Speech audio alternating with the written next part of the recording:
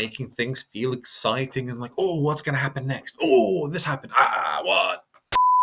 Hello, everyone. I am Rue, and welcome back to another Rue with the Books video.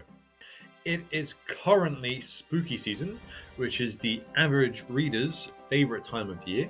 Because yes, it is like Christmas for us. A whole season to read scary horror, cheesy horror, and everything in between. Because getting a little bit freaked out, a little bit disturbed, a little bit messed up, it is nice, because who does not like to feel a little something sometimes? If you like spooky season, be sure to press that like button so it can spread across the whole YouTube algorithm like a viral zombie epidemic. Yes. In this video, I am going to be reviewing Fever House by Keith Rosson. This is a book that I've been wanting to read for a really long time because I love the cover a lot. I'm drawn to the cover like a ferromagnetic metal to a magnet or a moth to a flame. Red is my favorite color, and I love black as well. So the kind of black and white standing across from the red in the background, and there's like a blacked out area at the bottom with the kind of like a gritty brushstroke effect. Everything with the cover is just combined perfectly, and I love it a lot. And as you know, the books had a bit of lifetime on the shelf. People have been giving it really good reviews, which has been setting up my expectations a little bit more. So yeah, super stoked to read this one. Fever House is the second of my spooky season picks, and I'm very glad that I picked it up because I really liked it. I'll be explaining what is so great about this novel, and hopefully convince you by the end of the video that it is worth picking up, especially if you haven't heard of it before. But before I get on to the review, it's time for a beverage check, because it's spooky season after all, which means leaves are falling off the tree, it's windy, it's starting to get cold, there might be snow on the ground, lots of things are going to make you shiver and feel cold, maybe turning the radiators on. So get yourself a hot beverage to enjoy alongside this video, because cold resistance is #1 priority this time of the year. And with no further ado, let's get on to the review.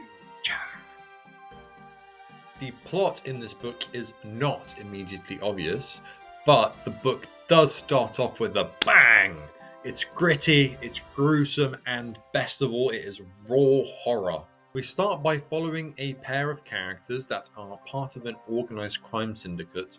They are leg breakers for some kind of like underground, off the books loan shark, which means if someone owes the loan shark money, it's their job to go and do a bit of violence against them, to threaten them and convince them that,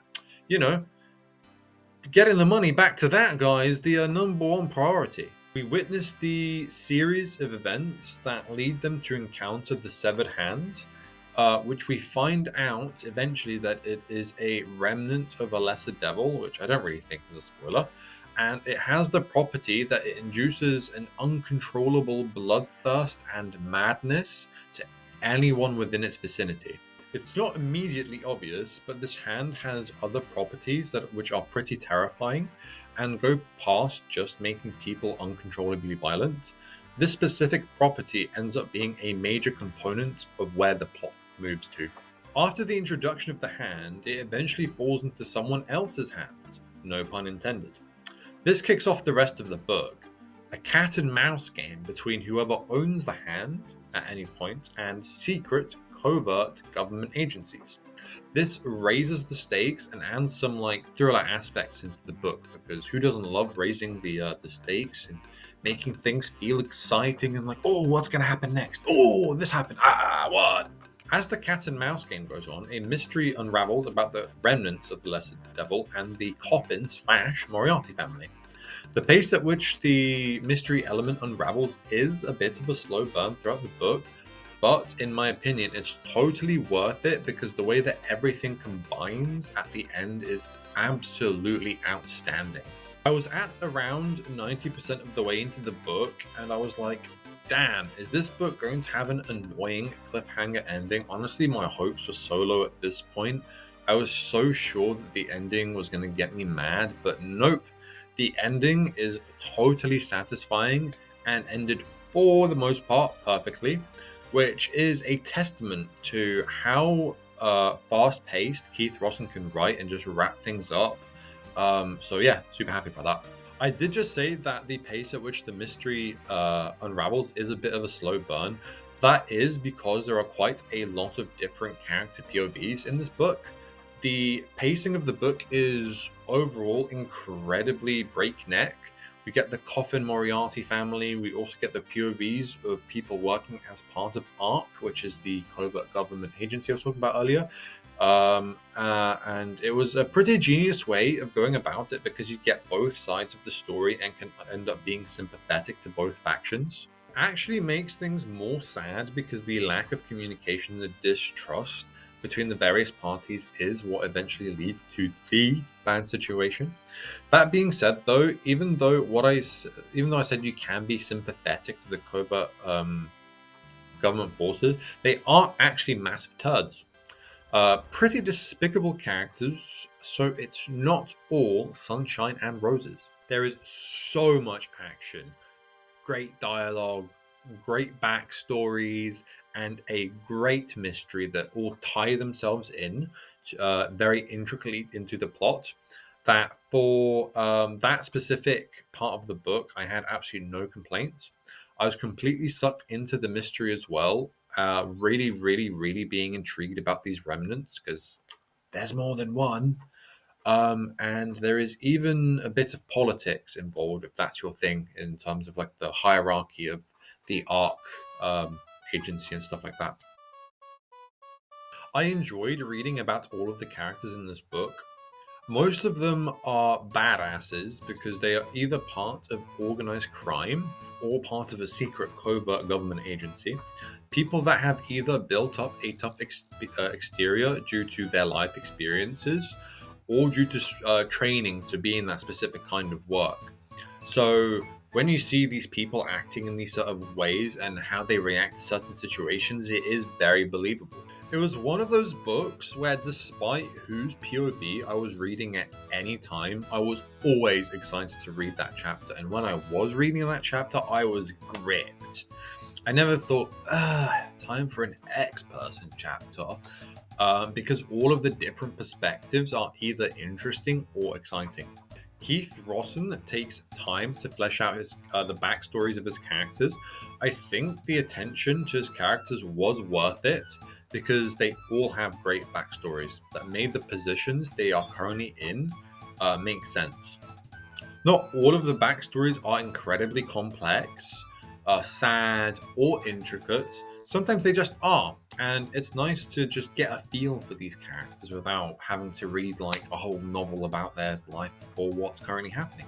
You know, side characters, those characters that they're not like mega important to the central plot, but they interact with our main characters in one way or another. You know how they're usually ignored for the most part, they just are there. Well, Keith Rosson, this guy, he fleshes out the backstories for those characters as well. There is one kind of minor one towards the end of the book that pops up and steals a lot of the spotlight. He has a really, really sad backstory. He's a really eccentric person that has a backstory that sinks its fangs into you. It plays a monumental role in what happens.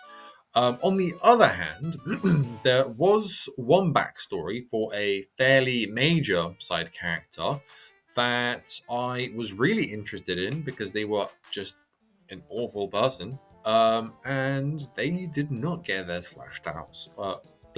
So I feel like Keith Rosson did miss a bit of an opportunity there. One of the great things about this book is that it doesn't suffer from main character syndrome. Some characters are more important than others, but it certainly doesn't feel like it. And you don't really know how important certain characters are until things play out.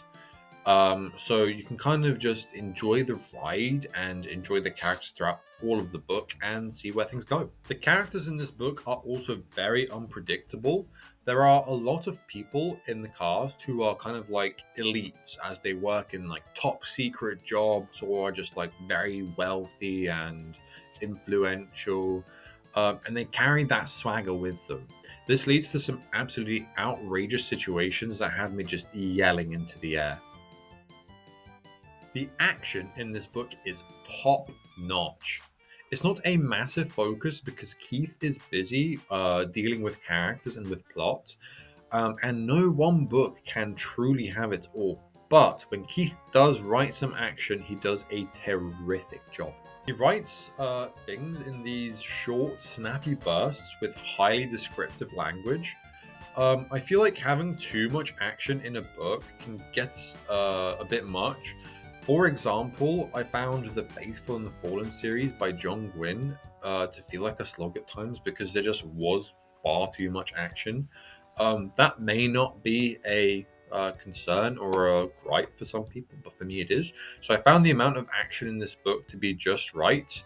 And he gets the ratio perfect in terms of writing action to developing his characters and working on progressing the plot. When it needs to be, the action is gritty, it's flamboyant, and it's totally metal. But he also masterfully writes the sheer chaos of situations in a way that you can picture various things happening simultaneously in your mind's eye. It's really easy to follow and imagine exactly how the action sequences play out. If you have watched my videos before, you might know about the cozy quality matrix. If not, it's essentially just a kind of 4 quadrants describing how whether I think the book is high quality or low quality, and whether I think it is feel good or not feel good. So with this book, I think it's upon the kind of most upper sections of high quality. You can obviously see the matrix somewhere there. So it's very high quality, but not at the very top, because I do have a few gripes with it.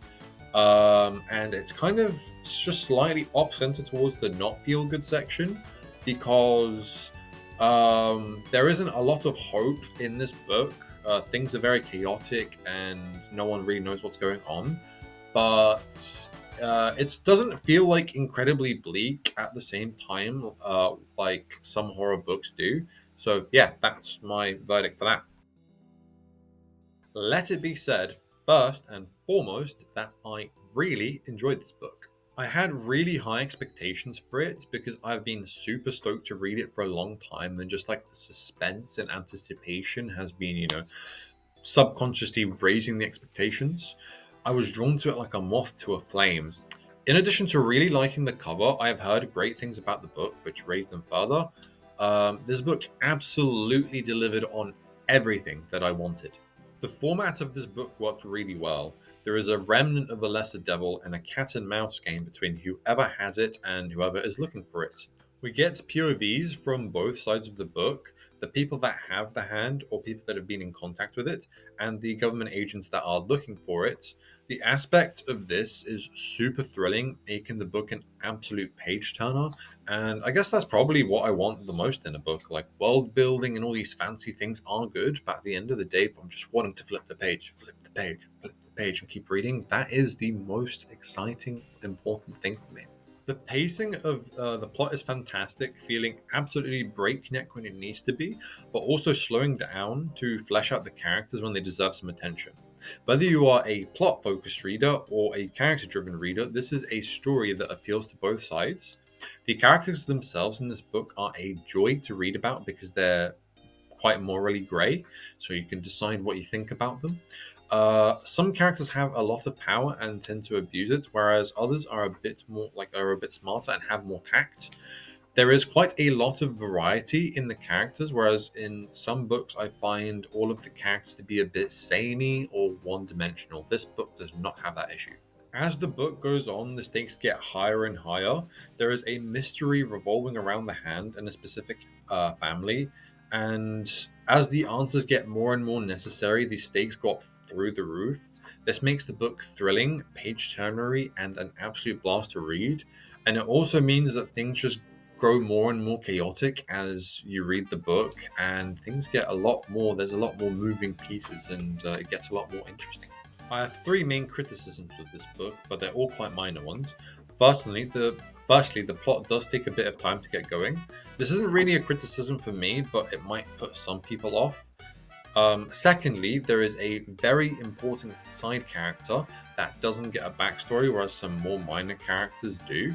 I would have liked that backstory, especially because that character itself is very polarizing and interesting. And finally, there was one specific element of the ending that felt a little bit forced. I think Keith Rosson was drafting or writing and had a really, really good idea that he wanted to include, but for me, it just came a bit sideways out of nowhere and felt a little bit forced.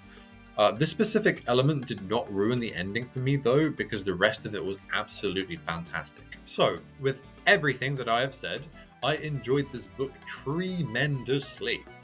There were so many great things about the book you can enjoy. So many fantastic things that Keith Rosson has done with this book. There are just a few minor complaints that stopped it from being a perfect read for me. Therefore, overall, I rate this book 4 stars out of 5. Thank you for sticking around until the end of the video. I hope that you have enjoyed it. I am sorry that you have probably finished your beverage by now. If you did enjoy it, be sure to press that subscribe button down below. I would really appreciate it.